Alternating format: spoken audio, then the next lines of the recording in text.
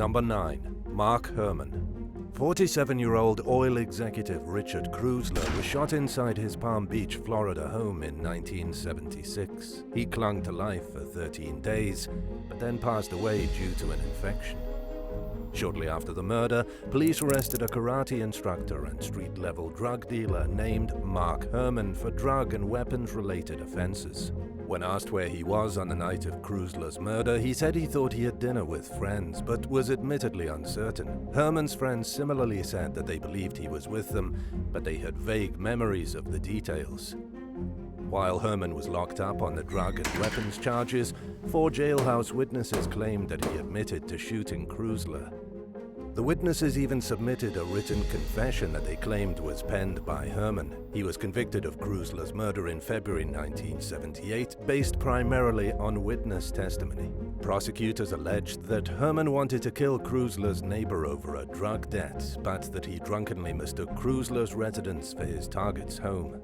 Krusler's neighbor, the alleged intended target, passed a polygraph saying that he didn't know Hermann and wasn't involved with drugs, but a judge banned the neighbor from testifying. Hermann maintained his innocence throughout the case, even after he was sentenced to life in prison. During an appeal hearing 8 years later, his attorneys introduced evidence from a handwriting expert who testified that the confession submitted by the jailhouse witnesses wasn't written by Hermann. 3 of the witnesses admitted to ABC's 2020 that they had lied about Hermann committing the murder in order to get their own sentences reduced. Hermann was finally released from prison in 1992 after spending 15 years behind bars. Krusler's murder remains unsolved, but his family is convinced of Hermann's innocence and has even supported his fight for a full pardon, which would officially clear his name. Number 8. Cayman Nizamdeen. When Arsalan Tariq Khawaja became jealous of his colleague Cayman Nizamdeen for talking to the woman he was interested in, he took some drastic measures to keep things from going any further between them. In 2018, Khawaja took Nizamdeen's notebook and forged some entries, which included death threats against former Australian Prime Minister Malcolm Turnbull and an attack list of police stations and public landmarks. As a result, Nizamdeen was forced to spend 4 weeks in a Goulburn Supermax prison where Australia's most dangerous criminals are held. However, Khawaja admitted to forging the journal entries in August of 2018. He was initially charged with terrorism-related crimes, but the full truth was later revealed. In addition to taking responsibility for some of the allegations against him, he also admitted to falsely reporting another man he was jealous of to authorities for alleged terrorism and visa fraud before he targeted Nizamdeen. In the previous incident, he claimed that the alleged terrorist might target his brother, cricket player Usman Khawaja.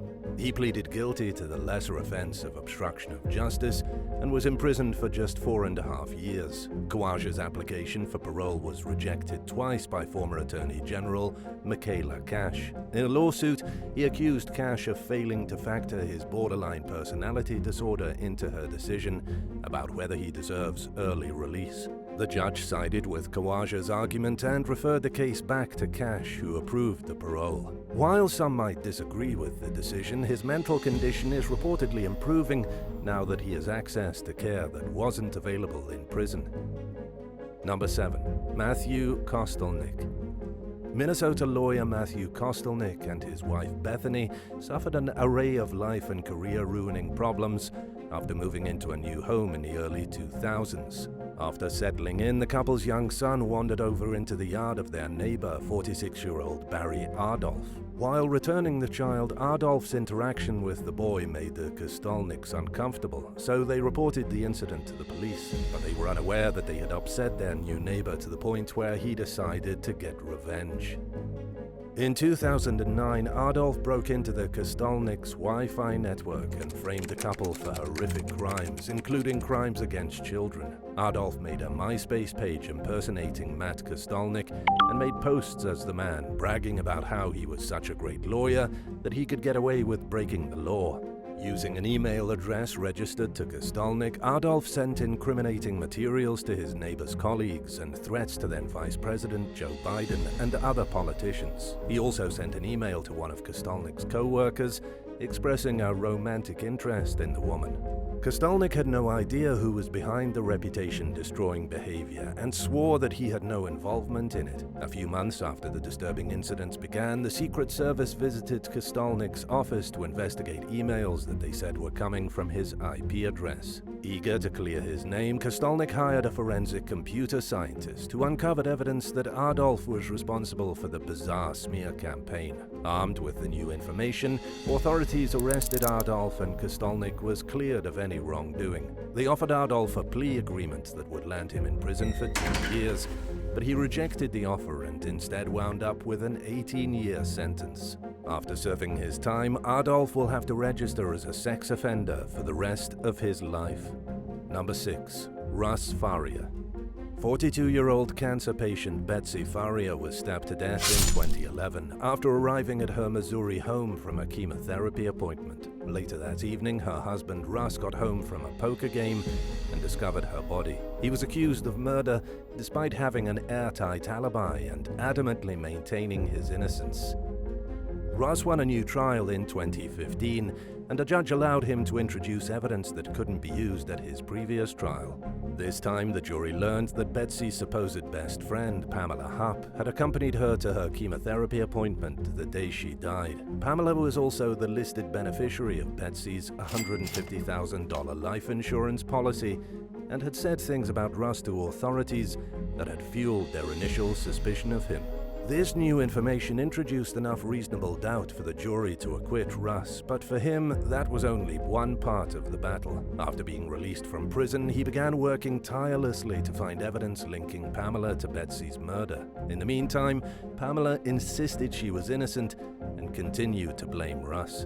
Things took a bizarre turn in 2016 when a mentally disabled man named Louis Gumpenberger was shot 5 times in Pamela's home. She claimed that Gumpenberger had robbed and attacked her. She also blamed the publicity she received during Ras Faria's first trial for making her a target for the alleged violence. A woman soon told law enforcement that Pamela showed up at her house and tried to lure her into a vehicle by posing as a TV show host. She claimed that Pamela invited her to participate in a hidden camera show. Detectives believe that she ran the same scam on Gumpenberger.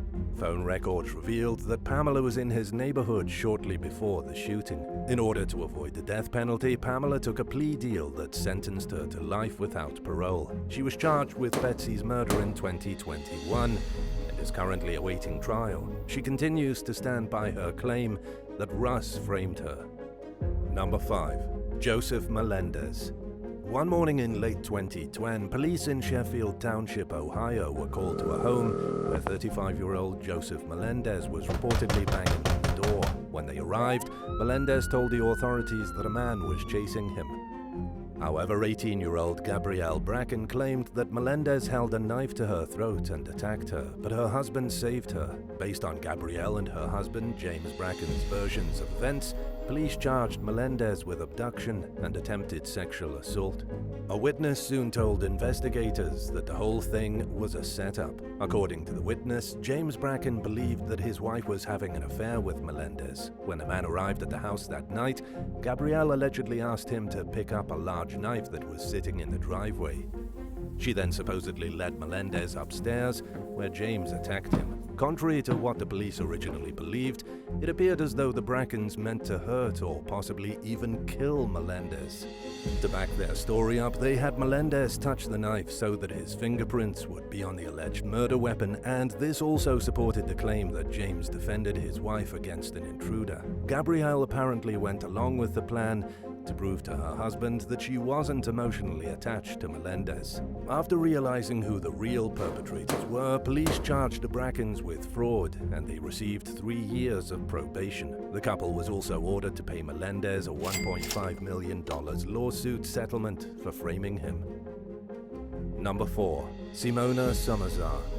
Between September 2009 and May 2010, a man and woman posing as police officers robbed people in New York City at least 3 times. Victims gave investigators a license plate number that traced back to a car that was being driven by a woman named Simona Salazar. She was arrested, and 3 victims chose her immediately out of a photo lineup as the person who robbed them. Insisting that her ex-boyfriend, Jerry Ramratan, had set her up, Salazar maintained her innocence. She had accused Ramratan of assault prior to the robbery allegations and claimed that he was framing her as revenge. Detectives initially thought Salazar's story was wild and outlandish and that she was making it up to avoid taking responsibility for her actions. Salazar sat in jail for the next 7 months while the bakery she owned went out of business and her home went into foreclosure. She was also separated from her daughter during that time. Luckily, someone came forward and told police that the woman's ex had, in fact, set the whole thing up,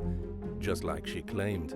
The person said that the robberies were a lie and that the alleged victims were all players in the scheme who had been personally coached by Ramratan on what to say in their police reports. None of the fake victims knew each other, and they were given only vague details of Salazar's physical description in order to make their claims seem authentic and valid. Justice finally came for Salazar when Ramratan was convicted of both the assault he committed against her and for framing her for the robberies that never happened. He received a maximum of 32 years in prison for his crimes. Number 3. Michelle Hadley. Michelle Hadley's existence turned into a living nightmare in 2016 when her ex-fiancé's wife accused her of participating in a brutal attack against her in California. She had broken up with the man, a deputy U.S. Marshal known only as John Doe, in late 2015 after dating for 2 years. Early the next year, John Doe met Angela Diaz on a dating website. By then, he and Hadley were no longer in contact.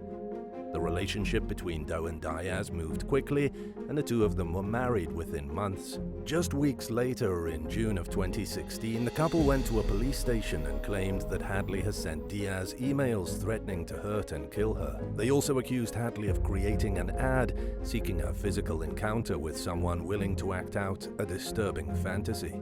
Not long after that, Diaz called the police and claimed that someone had attacked her while she was in her garage. Authorities arrested Hadley later that day, and she spent the next 3 months in jail on $1 million bail. During that time, investigators dug deeper into the case and made a troubling discovery. Diaz framed Hadley, and she sent all the threatening emails to herself. She also allegedly staged the attack. Hadley was finally freed from jail and all the charges against her were dropped. Diaz, on the other hand, was arrested.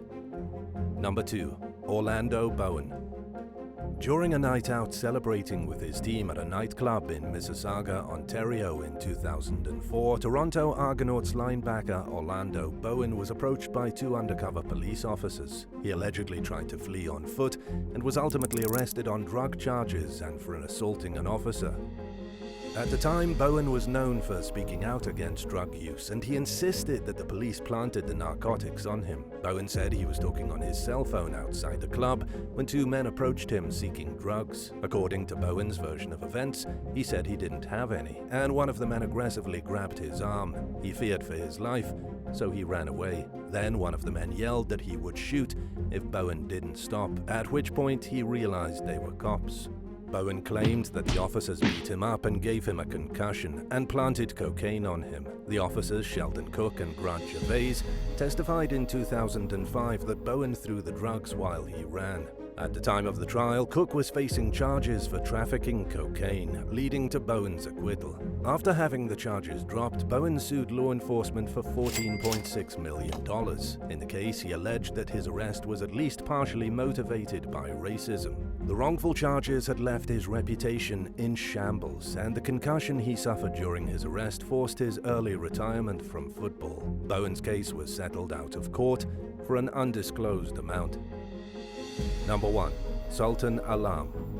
Sultan Alam was a police officer in Cleveland, England, but when he was convicted of stealing car parts, he was sentenced to 18 months in prison in 1996. The case ruined his career, reputation, and marriage, leaving him to start over with nothing. Alam maintained his innocence the entire time and believed that he'd been framed in connection with a lawsuit he'd pressed against the police department in earlier years for racial discrimination. He fought for years until his conviction was finally overturned in 2007, allowing him to return to the police force until he retired in 2009 for health reasons. The Cleveland Police Department admitted to malicious prosecution in 2012 and paid Alam a $1.3 million settlement. Despite these hard-won victories, none of the 4 officers accused of framing Alam were ever charged. By the time he won his settlement, 3 had retired, but 1 was still on the force. If you have siblings, what was the worst thing they ever framed you for growing up? Let us know in the comments below, and don't forget to subscribe. Thanks for watching, and we'll see you next time. Bye.